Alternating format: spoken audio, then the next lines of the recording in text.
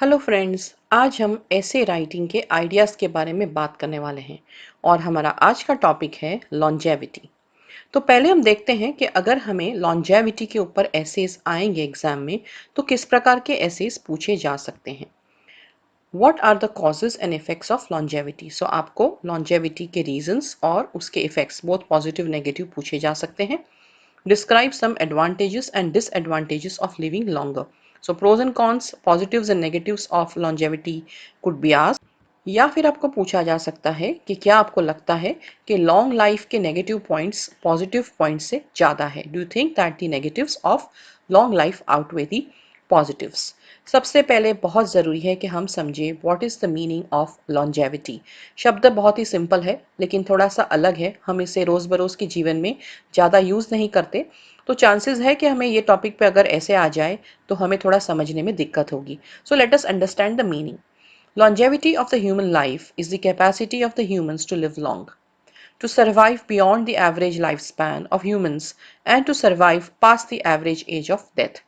Simple शब्दों में कहे तो लंबा आयुष्य, लंबा जीवन जीना, इसे हम लॉन्जेविटी कहते हैं।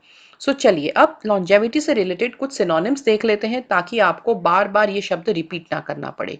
ये तीन वर्ड्स है, ये तीन ग्रुप ऑफ वर्ड्स है, बंडल है, जो आप यूज कर सकते हो आपके ऐसे में। Long life, long existence and longer life span. कुछ ऐसे वर्ड्स हैं जो आपको पता होने चाहिए टू एनहांस योर वोकैबुलरी। सबसे पहला है सेप्टुआजेनेरियन। जो इंसान 70 से 79 ईयर्स की एज के बीच में होता है उसे हम सेप्टुआजेनेरियन भी कह सकते हैं। जो इंसान 80 और 89 ईयर्स के बीच में होता है उसे हम कहते हैं ऑक्टोजेनेरियन। और जो 90 टू 99 ईयर्स के बीच में होता है उसे कहते हैं नोनाजेनेरियन।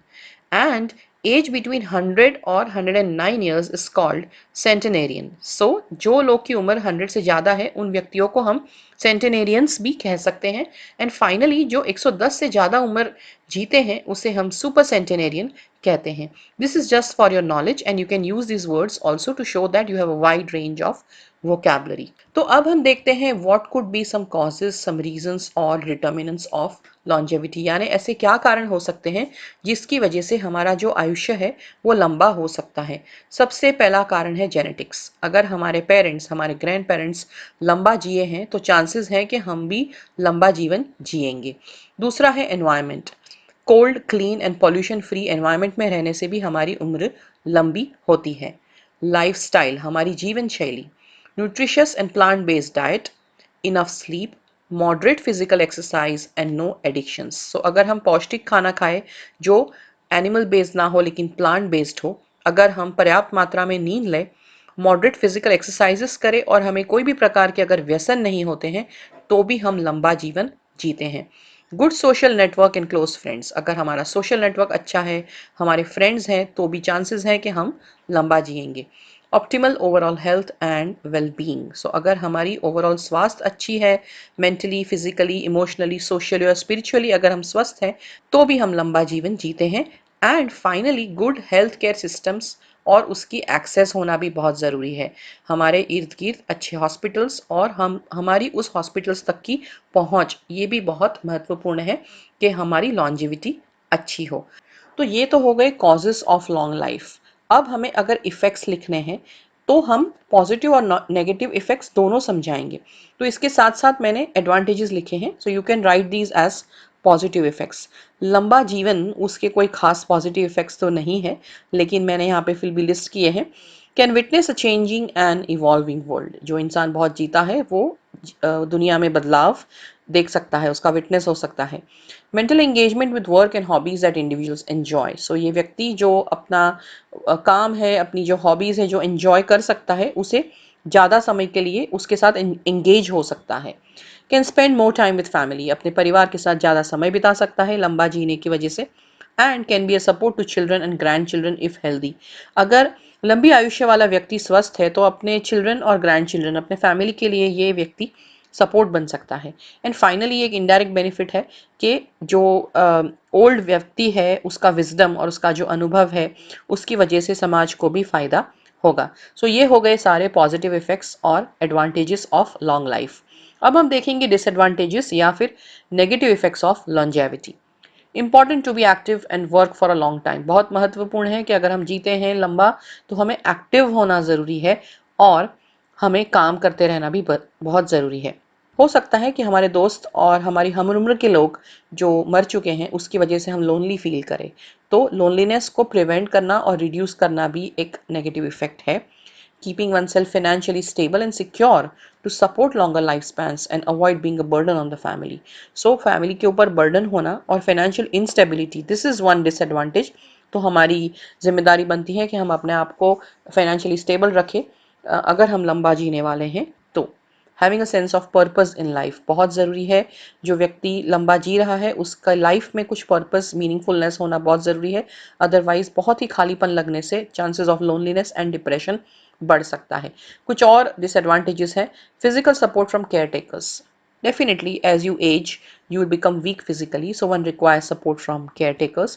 Need for support from children, it is impossible to survive without support in old age, and children are the best source of this support, but this sometimes, or I will say many times, goes as a negative effect for many people. Access of elderly care in old age homes, so if there's nobody to care for you, you will require access of old age homes and elderly care, which is also essential and a negative effect. And access to medications and healthcare, which is also extremely significant for an elderly person. Being technologically updated, especially with social media sites, phones and applications, very very important for old age. So अगर थोड़ा सा data देखें longevity पे, ये बहुत important है। अगर आप डेटा लिखोगे आपके ऐसे में तो भी आपका ऐसे एनरिच हो जाएगा, आपकी बैंड बढ़ सकती है।